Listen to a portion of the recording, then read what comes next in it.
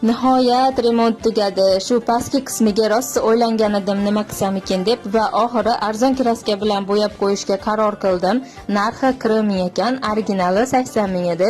Bu kraskani tinmay artish shart emas, ohakka rang qo'shib qo'ygan bilan baravar ekan. Ya'ni original kraskaga o'xshab yaraqlab salga chang bo'lib ketmas ekan. Shuning uchun tanladim. Kraskadan keyin shunaqangi ochildi. Endi burchakkalarda artib, tuvayda gullar ekib ko'p qo'ysam bo'lgani men tasavvur qilgan holatga keladi. Faqat bu yerga quyosh uzoq vaqt tushib turadi. Shunga gullar qo'ysam agar so'lib qolmasmikin deb o'ylab turibman. Gul bilan shug'ullanadiganlar bo'lsa maslahat bervoringlar. Ayol kishi bo'lsam ham avval gulga umuman qiziqmas edim.